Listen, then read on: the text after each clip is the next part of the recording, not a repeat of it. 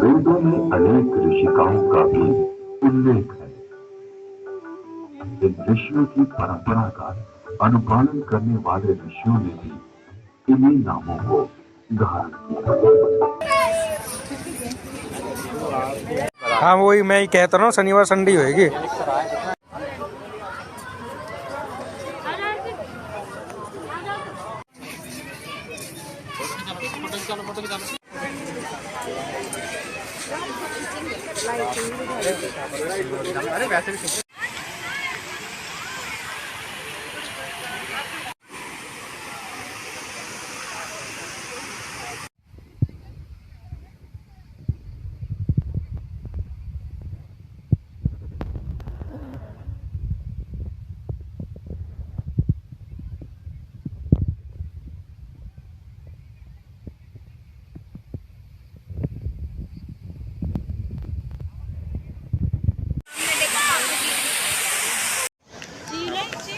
ये हाथ है, हाथ यहाँ पे दोनों इधर देखो सामने, इधर देखो पन्ने पे दबा लगा। 1 मिनट पर इन दोनों बच्चे अभी साड़ी ऐसे खड़े हो, इधर देख, ऐसे दिख रहा है।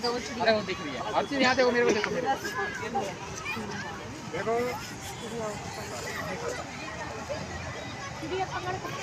हाँ ठीक है, हाँ दोनों पीछे जाओ, हाँ जाओ, पीछे जाओ, ये प्रॉब्लम।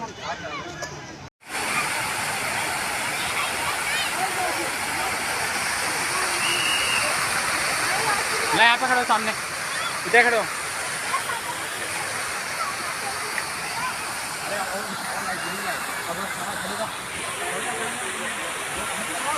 सामने खड़े हो गए, अब बढ़िया रहा है। खड़े हो जाओ, अरे खड़े हो जाओ। चलो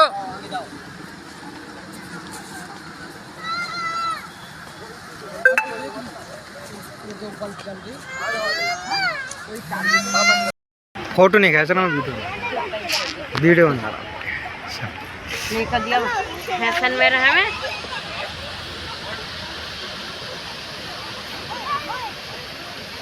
नीचे देखो,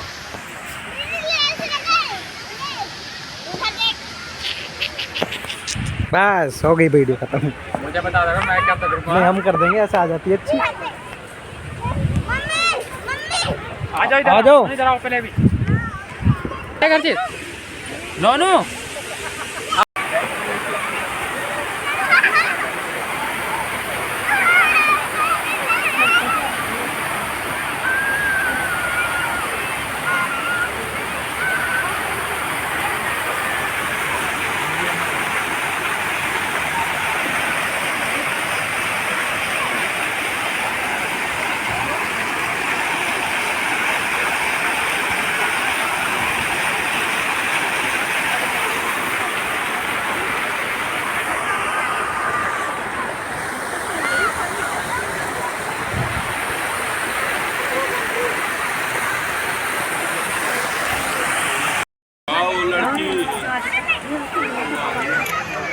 चाहते लड़कियों पढ़ी लिखी है, जॉब करे, पढ़ी लिखी है, जॉब करे।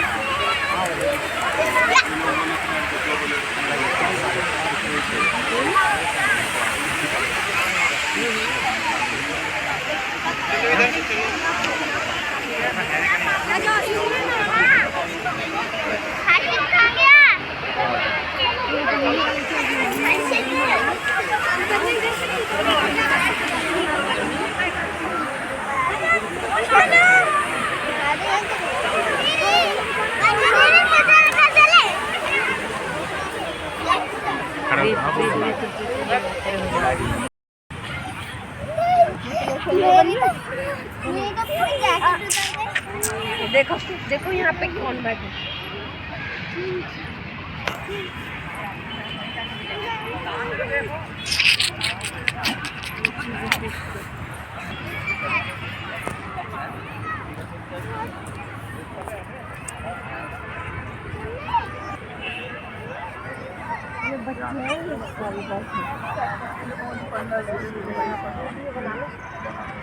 बना रहे हैं वीडियो। अरे हाँ जी छोटा सोनू चलो। जाओ, बैठ जाओ, बैठ जाओ। बैठ जाओ जब बैठ जाओ फोटो खींचेंगे उधर को बीच में बैठा बीच में बैठा ये तो एग्जाम अंदर को बीच में बैठे जाओ बस बैठ जाओ बस आज बाद में बैठ बीच में बैठो अरे कोई ना बैठ जाओ ना ऐसे नहीं करते बेटा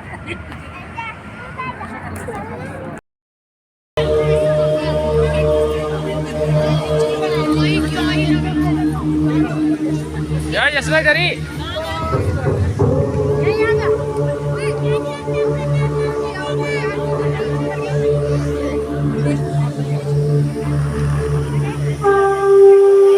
ओए पेटे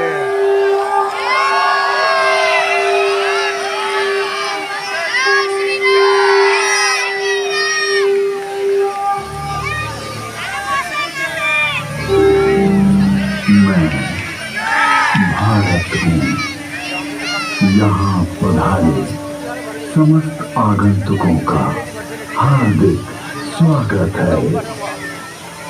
भारत में आदिकाल की विलुप्त हो रही ऋषि परंपरा का पुनरुत्थान की गाथा ऋषि परंपरा वेद वन से प्रारंभ करने की चेष्टा की गई है।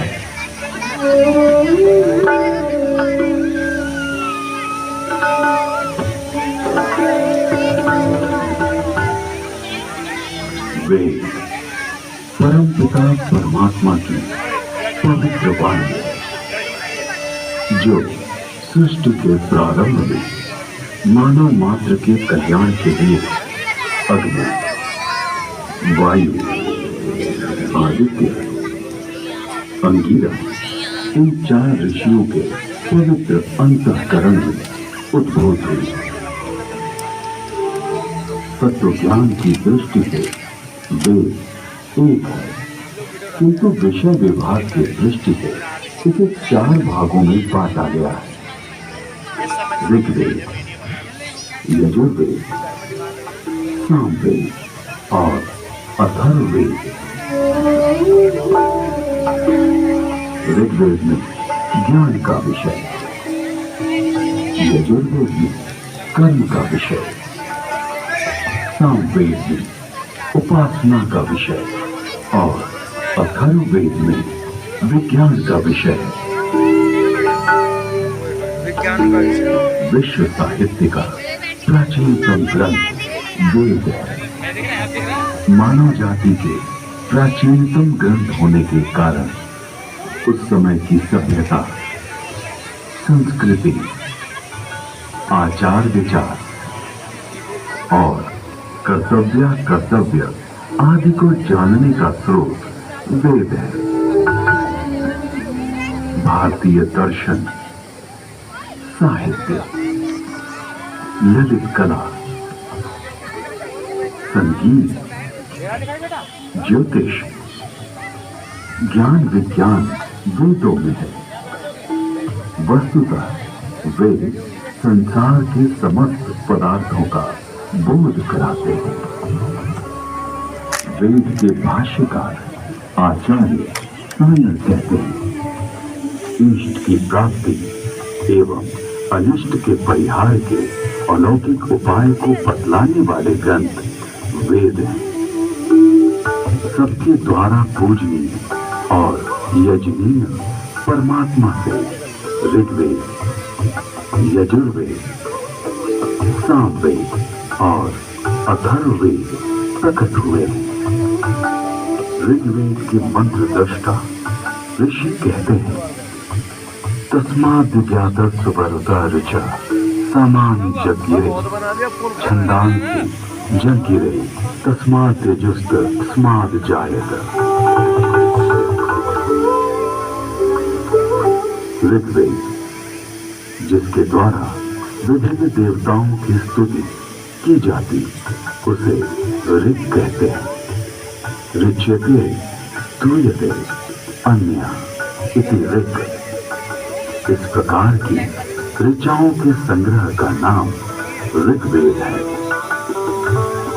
ऋग्वेद विश्व साहित्य का प्राचीनतम ग्रंथ है। ऋग्वेद में 10 मंडलों में 1000 28 सूक्त में 10,600 मंत्र हैं। यजुर्वेद।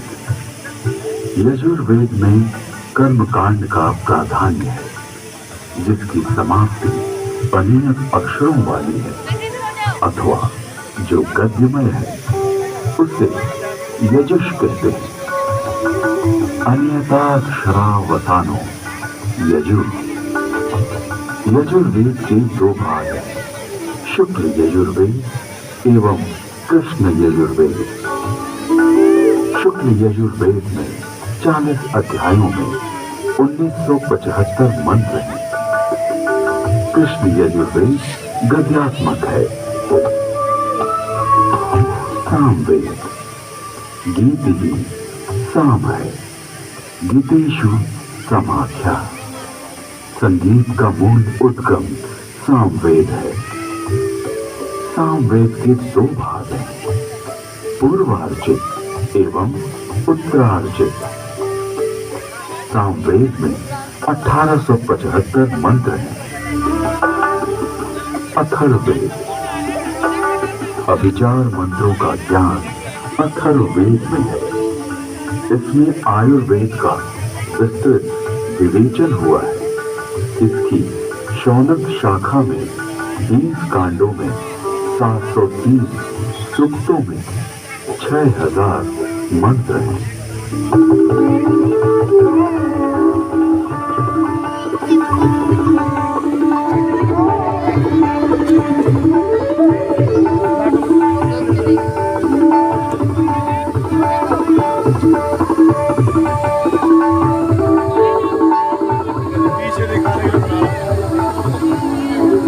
प्राचीन काल में वेद श्रुति परंपरा से अक्षुण्ण रहे।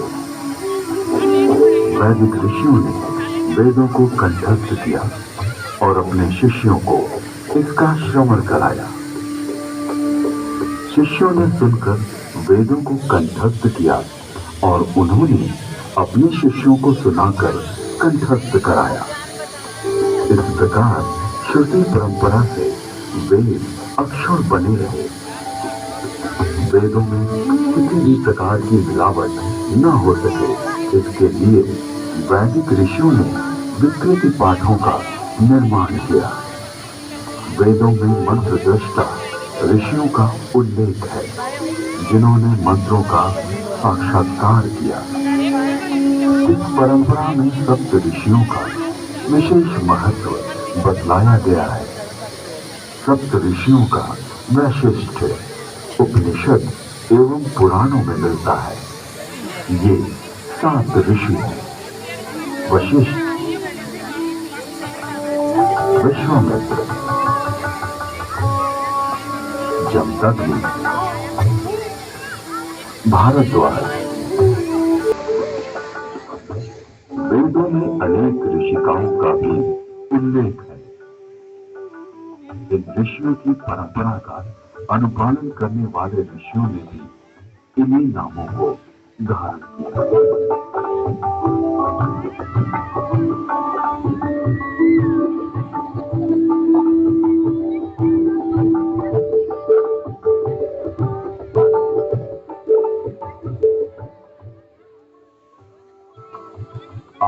जिन आविष्कारों का श्रेय पाश्चात्य जगत द्वारा लिया गया है, उसे हमारे प्राचीन ऋषियों द्वारा तथ्य सहित हजारों वर्ष पूर्व प्रमाण सहित वेदों में उल्लिखित किया गया है।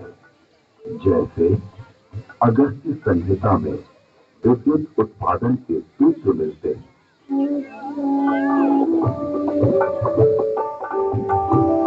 एक मिट्टी का पात्र लें, उसमें ताम्र पट्टिका कॉपर शीट डालें तथा शिखग्रीवा कॉपर सल्फेट डालें।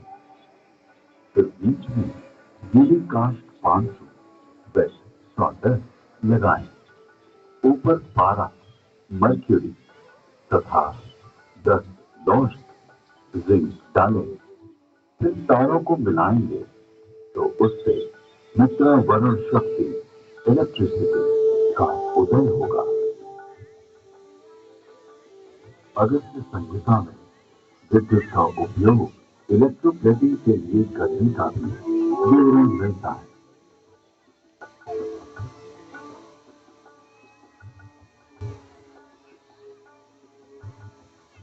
अतः अगस्त्य को कुंभोदय बैटरी बूम भी कहते हैं।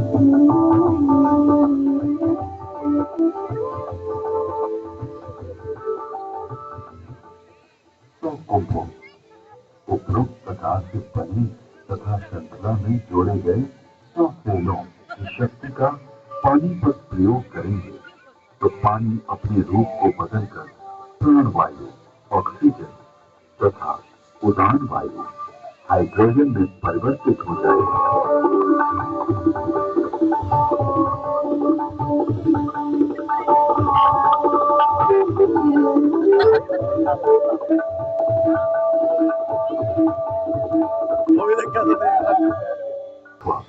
रजत के देव को सत्कृति कहा जाता है। लोहे के पात्र में सुशक्त जल तेजाब का घोल इसका सानिध्य पाते ही यमक क्षार सोने या चांदी का नाइट्रेट ताम्र को स्वर्ण या रजत में ढक लेता है। स्वर्ण से लिप्त उस ताम्र को शातकुंभ अथवा स्वर्ण कहा जाता है। विद्युत तार आधुनिक नौका चलन और विद्युत वहन, संदेश वहन आदि के लिए जो अनेक बारीक तारों की बनी मोटी केबल या डोर बनती है, वैसी प्राचीन काल में भी बनती थी, जिसे रज्जु कहते हैं।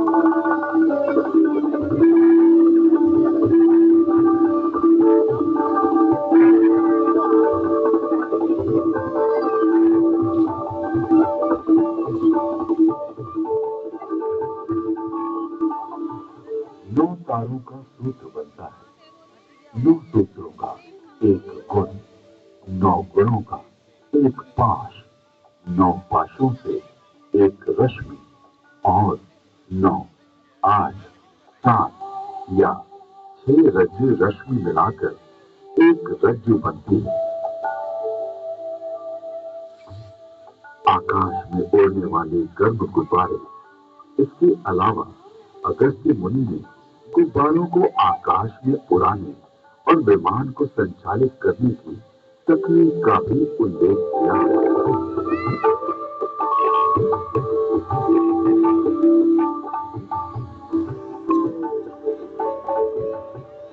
उदान वायु, हाइड्रोजन को वायु प्रतिबंधक वस्त्र में रोका जाए तो यह विमान विद्या में काम आता है। यानी वस्त्र में हाइड्रोजन पक्का बांध दिया जाए तो उसमें आकाश में उड़ा जा सकता है।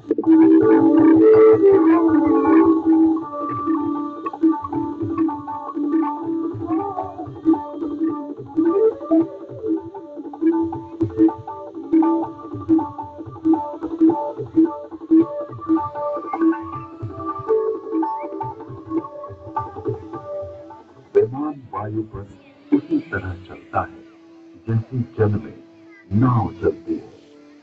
तत्पश्चात उन काव्य पंक्तियों में गुब्बारों और आकाश छत्र के लिए रेशमी वस्त्र सुयोगी कहा गया है, क्योंकि वह बड़ा लचीला होता है। वायु पूर्ण वस्त्र, प्राचीन काल में ऐसा वस्त्र बनता था जिसमें वायु भरी जा सकती थी। इस वस्त्र को बनाने की निम्न विधि अगस्त्य संहिता में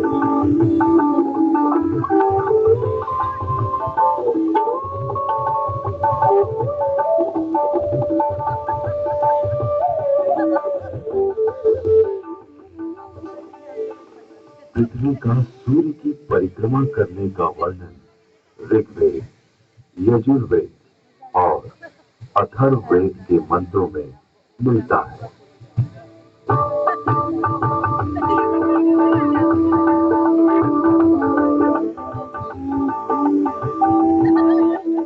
यह पृथ्वी घूमती है, अपनी माता अंतरिक्ष के सामने रहते हुए सूर्य रूपी पिता की परिक्रमा करती है।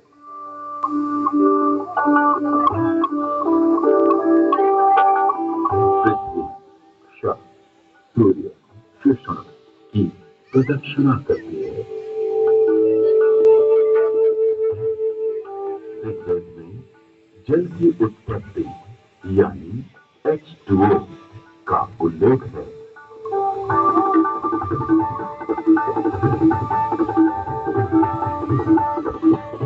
जल की प्राप्ति के लिए मैं पवित्र ऊर्जा, एनर्जी वाले मित्र ऑक्सीजन और दोषों को नष्ट करने वाले वरुण हाइड्रोजन को ग्रहण करता हूं।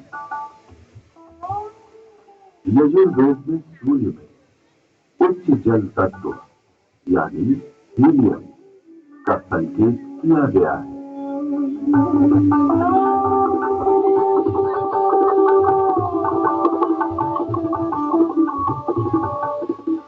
उच्च शक्ति से युक्त हाइड्रोजन जो कि हीलियम के रूप में है, सूर्य में है। सूर्य के चारों ओर गैसों के समूह का उल्लेख ऋग्वेद में है।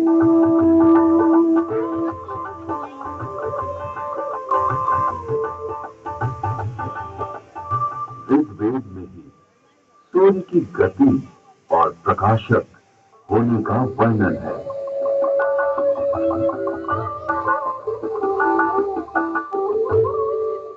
हे सूर्य, तू ऐसे वेग से जो कि मनुष्य के ज्ञान से बाहर है, सबको दिखाई देता हुआ सदा चलता रहता है।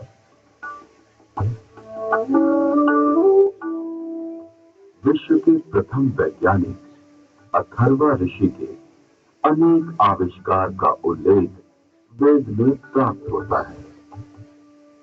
एक, वृक्ष आदि से अग्नि, ऊर्जा।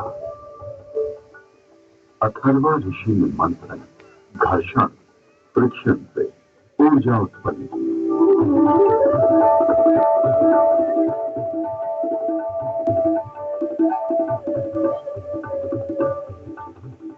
अरण्य नामक वृक्ष की लकड़ी में अग्नि है।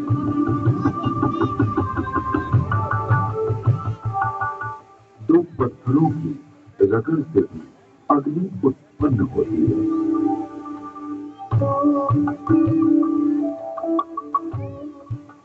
दूसरा, जल मंथन से अग्नि, हाइड्रो इलेक्ट्रिक, हाइडल। अथर्वा ऋषि ने तालाब के जल से मंथन, फ्रिक्शन के द्वारा जलीय विद्युत हाइडल का आविष्कार किया।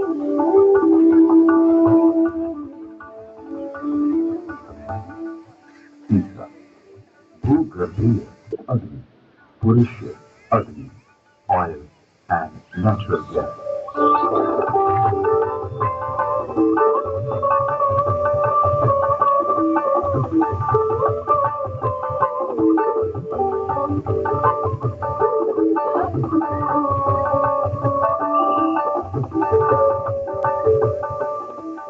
अथर्ववेद में सूर्य से पदार्थों के प्रकाशित होने अर्थात वर्ण, कलर प्राप्त होने का वर्णन है।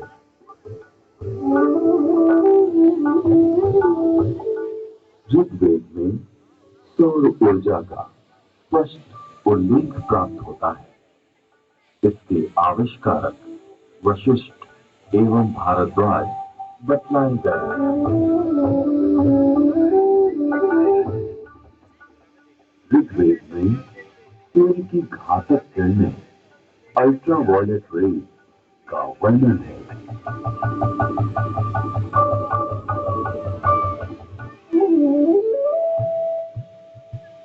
ऋग्वेद और अथर्ववेद में ओजोन परत यानी ओजोन लेयर का वर्णन है।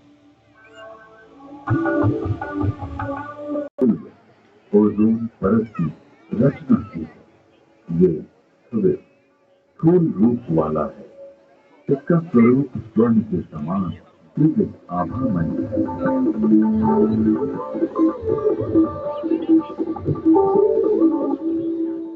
ऋग्वेद में पृथ्वी का अपनी धूरी पर घूमना बतलाया गया है।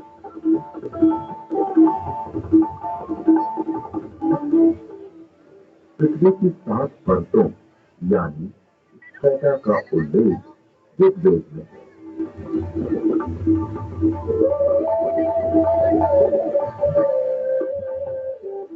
वेदों में पर्यावरण के संघटक तत्वों का निरूपण अनेक स्थानों पर किया गया है।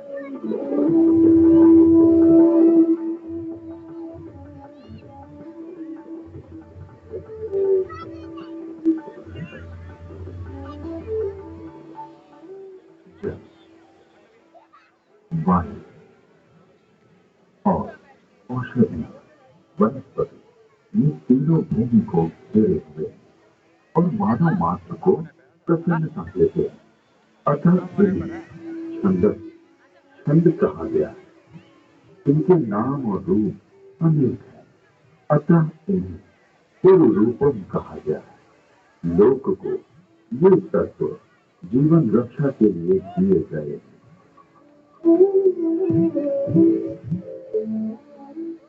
यजुर्वेद में ये स्पष्ट रूप से कहा गया है कि वेद का ज्ञान सभी के लिए है। ब्राह्मण, क्षत्रिय, वैश्य, शूद्र, बल्कि अतिशूद्र आदि सभी लोगों के लिए देता हूं। इसलिए अपने बीच किसी को भी असमान न समझो, किंतु सभी विद्वानों से प्रिय बनने और सभी लोगों को दान देने का यत्न करो और सदा सभी की समृद्धि की कामना करो।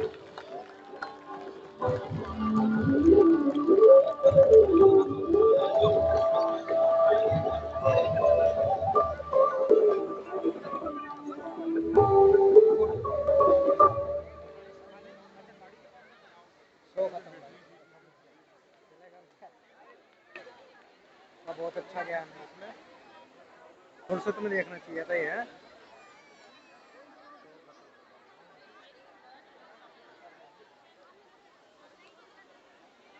आज कॉन्टैक्ट नहीं हुआ, चलो चल रहे हैं। कहाँ से चले गए? अच्छा वो बैठ गए थे, सीट मिली उन्हें। चलो बहुत बढ़िया, पता नहीं था पैसे इतना अच्छा है। फिर तो बनता है। हम तो निकलने वाले थे ना, 10 मिनट का होएगा।